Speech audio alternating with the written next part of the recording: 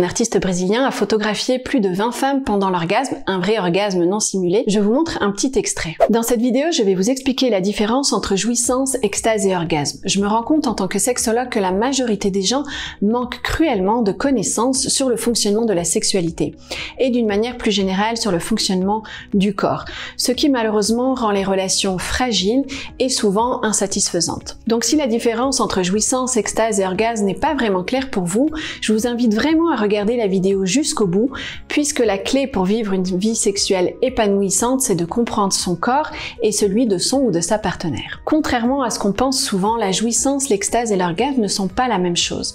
Le problème, c'est qu'on utilise ces termes de manière floue pour désigner en fait le climax sexuel, l'orgasme, alors qu'en fait il y a des nuances importantes dans la jouissance qu'on va voir point par point. Mais avant ça, je vais vous expliquer les 7 phases du plaisir sexuel, c'est fondamental pour comprendre votre sexualité.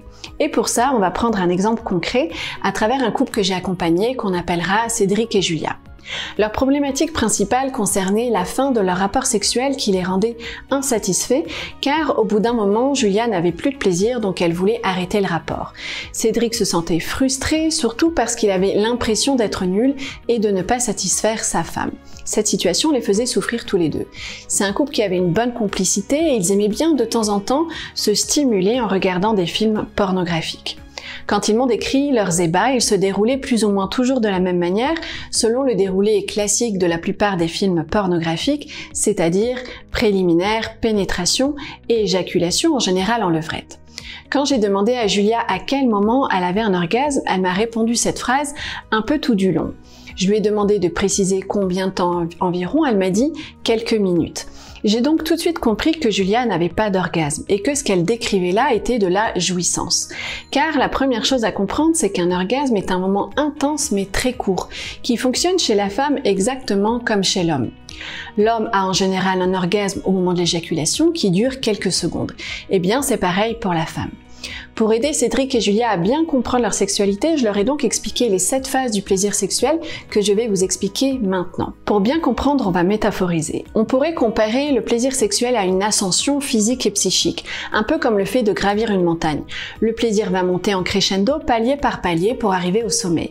La première phase, c'est ce qu'on appelle l'intérêt sexuel. C'est le fait de penser au sexe, on a l'idée d'aller gravir cette montagne pour se faire plaisir. La deuxième phase, c'est le désir, c'est-à-dire qu'on sent concrètement le désir apparaître dans son corps, on a envie de faire l'amour. La troisième phase, c'est l'excitation physique, c'est-à-dire que le corps se métamorphose par le désir, il est chaud pour grimper, les muscles sont stimulés, la respiration s'accélère, les zones érogènes sont sensibilisées et on prend du plaisir à faire monter cette excitation. Ensuite, il y a la quatrième phase qu'on appelle le plateau, qui est la phase de la jouissance sous toutes ses formes. C'est la phase la plus importante parce que on est quelque part arrivé au sommet et on vit sa jouissance. La cinquième phase, c'est l'orgasme. Et comme on l'a vu, cette phase est très courte, contrairement à la phase du plateau qui peut durer de nombreuses minutes. On pourrait la comparer, la phase de l'orgasme, à un saut à l'élastique, à un dernier shoot de sensations fortes. La sixième phase, c'est la phase de la résolution, c'est-à-dire la redescente, l'excitation, l'esprit et le corps se calment. Dans cette phase, il y a une grande différence entre l'homme et la femme, car chez l'homme, la phase de résolution signe la fin de l'excitation, en tout cas pour un bon moment, et elle est souvent associée à une chute d'énergie, voire à un moment de fatigue. Alors que la femme peut avoir une phase de résolution extrêmement rapide et tout de suite repartir dans un nouveau cycle, comme si elle sautait en élastique et hop, elle remontait pour revenir sur la phase du plateau et jouir de nouveau. Elle peut donc avoir plusieurs orgasmes. La dernière phase, qu'on appelle l'élaboration psychique, c'est la mémoire positive ou négative, l'intégration de cette expérience dans le corps. Si vous souhaitez en savoir plus, vous pouvez télécharger un court atelier gratuit qui s'intitule « Les 7 étapes du plaisir pour atteindre l'orgasme ». Je vous mets le lien dans le descriptif ci-dessous. Ce que décrivait Julia, un plaisir intense sur plusieurs minutes, correspond à la phase 4, la phase du plateau, c'est-à-dire la jouissance. Alors avant de vous expliquer les solutions concrètes qui ont permis à Julia et Cédric de retrouver une sexualité forte et connectée, on va voir ces 3 mots en détail, jouissance, extase, orgasme, pour bien les comprendre. Alors qu'est-ce que la jouissance? Le souci, c'est qu'on utilise souvent ce mot jouir pour parler de l'orgasme. On va dire, est-ce que tu as joui? Ce qui signifie en fait, est-ce que tu as eu un orgasme? Mais au niveau physiologique, c'est-à-dire au niveau du corps, avoir un orgasme et jouir ne sont pas tout à fait la même chose, notamment au niveau de la durée. Si on prend la définition officielle du mot jouir dans le dictionnaire, ça signifie tirer une satisfaction de quelque chose. On va dire par exemple jouir de la vie, jouir d'une bonne réputation, je me réjouis de ce moment, etc. Il y a donc cette notion de ressentir du plaisir dans la durée, de savourer la jouissance. À l'inverse, l'orgasme est une sensation intense très courte qu'on ne peut malheureusement pas étirer dans le temps. Lorsqu'on demande aux femmes « t'as joui ?», eh bien en fait très souvent elles ne savent pas trop. Ce qu'il faut comprendre, c'est qu'énormément de femmes comme Julia vivent en fait leur sexualité dans la phase 4, c'est-à-dire qu'elles ont du plaisir, une jouissance parfois très intense, mais souvent elles n'ont pas d'orgasme. Le fait que la plupart des femmes jouissent dans la phase 4 sans passer par la phase 5 de l'orgasme s'explique par de nombreuses raisons propres à la sexualité féminine, les conditionnements, le lien à la procréation, certaines difficultés avec la pénétration, etc. Mais ne pas avoir d'orgasme ne signifie pas pour autant que l'on n'a pas joui. Le corps féminin est très bien fait et les femmes peuvent tout à fait ressentir un plaisir intense et vivre de magnifiques extases dont je vous parlerai juste après, sans forcément avoir d'orgasme. Alors bien sûr, pour aider Julia et les femmes à atteindre cette phase 5 et connaître un jour l'orgasme, il faut commencer par comprendre ce qu'est un orgasme. C'est ce qu'on va voir maintenant. Si on prend aussi la définition du dictionnaire, on parle d'un pic de plaisir, d'un point culminant de l'excitation. Donc on voit là cette notion de shoot très court, de pic, mais ça reste assez flou parce qu'il y a souvent dans un rapport sexuel plusieurs points culminants. Le plaisir n'est pas une ascension en ligne droite, sauf si on va très vite, il fonctionne en dents de scie avec des hauts et des bas.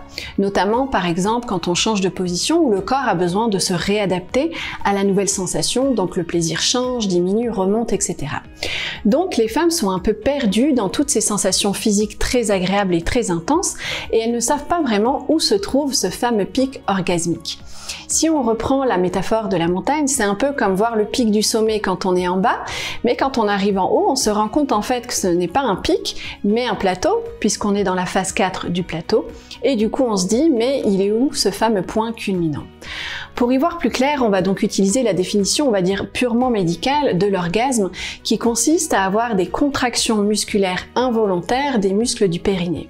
Et comme indiqué dans cette définition, il s'agit d'un phénomène involontaire. Pour aider mes patients, j'utilise souvent la comparaison avec le rire. L'orgasme, c'est vraiment le rire du corps. Et de la même manière qu'on ne peut pas vraiment rire sur commande, ni se forcer à rire, on ne peut pas vraiment décider d'avoir un orgasme. Il y a cette part incontrôlable qui fait que ce n'est ni vraiment nous, ni notre partenaire qui contrôlons l'orgasme, mais notre corps, qui soudainement contracte un orgasme.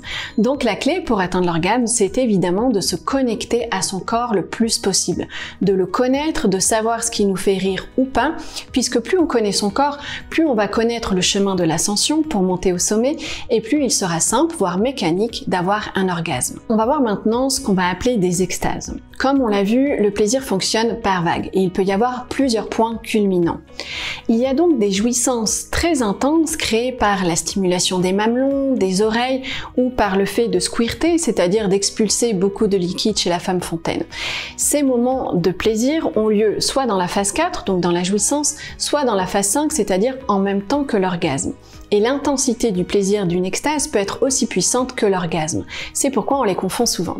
Alors comment on sait que ce ne sont pas des orgasmes? Eh bien essentiellement pour deux raisons. La première, comme on l'a vu, est liée à la durée, puisqu'on peut ressentir une extase mammaire ou une éjaculation féminine durant plusieurs minutes, alors qu'on estime qu'un orgasme dure entre 3 et 30 secondes.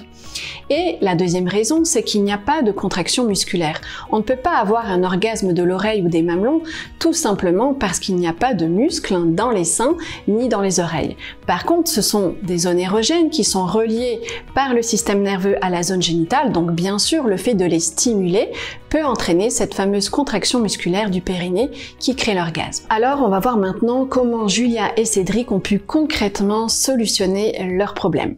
Maintenant que vous connaissez les 7 phases du plaisir, vous allez comprendre que la problématique principale venait du fait qu'ils n'étaient jamais dans la même phase de plaisir en même même temps. En gros, au moment où l'un montait, l'autre redescendait, ce qui crée une déconnexion. Je leur ai donc donné 3 conseils grâce auxquels Julia et Cédric ont pu rapidement améliorer leur sexualité. Le premier conseil, c'est d'alterner les positions et de ne pas toujours suivre le même ordre. Pourquoi? Tout simplement parce que sinon on s'ennuie. En gros, une fois qu'ils arrivaient dans la position de la levrette, que Julia en plus n'aimait pas vraiment, son cerveau comprenait que le plaisir était fini pour elle. Donc, il passait dans la phase 6 et son excitation redescendait complètement. Cédric, lui, adorait la levrette et du coup, il essayait à l'inverse de faire tenir le plaisir dans cette position en pensant que sa femme ressentait le même plaisir que lui. Pour sortir de ce dilemme, ils ont donc alterné et joué avec les différentes pratiques pour garder l'excitation active. Par exemple, en remettant des cunnilingus ou des stimulations des seins que Julia adorait tout au long du rapport et jusqu'à la fin, et non pas uniquement au début dans les préliminaires. Mon deuxième conseil, c'était d'inventer leur sexualité plutôt que de copier les modèles pornographiques. Les films peuvent être très stimulants mais aussi extrêmement réducteurs parce qu'ils véhiculent de nombreux clichés. Par exemple, dans l'ordre des positions, comme on l'a vu, qui est presque toujours le même, dans les pratiques qui sont mises en avant, qui sont souvent très excitantes pour les hommes mais pas forcément pour les femmes, dans le fait que la sensualité soit très peu montrée alors que c'est ce qui excite la majorité des femmes, etc. Ça crée aussi une forte pression autant pour l'homme que pour la femme sur ce qu'il faudrait faire et ce à quoi notre sexualité devrait ressembler. Ces images de femmes dans un état extatique, orgasmique, jouissif en permanence, ça n'est pas la réalité et d'ailleurs le véritable orgasme féminin n'est quasiment jamais présent dans la pornographie classique. Margot Alberti, qui est un artiste brésilien, a photographié plus de 20 femmes pendant l'orgasme, un vrai orgasme non simulé, et ça ne ressemble pas toujours à l'image parfaite ou ultra expressive de la pornographie. Avant de vous donner le dernier conseil qui est le plus important, je vous montre un petit extrait.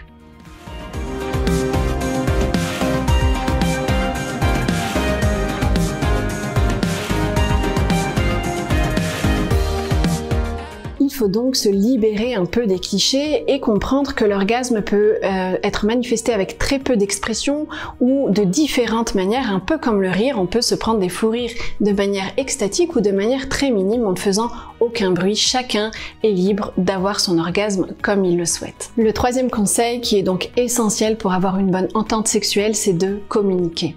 Le vrai problème de Cédric et Julia et de beaucoup de couples, c'est qu'ils étaient ensemble depuis 10 ans, mais finalement au niveau sexuel, ils ne se connaissaient pas vraiment.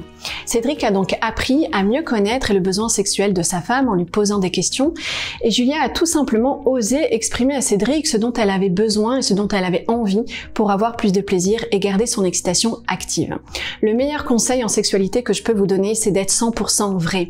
Le corps ne ment pas, donc si on veut un jour atteindre l'orgasme, eh bien il faut être honnête et authentique comme quand on rit.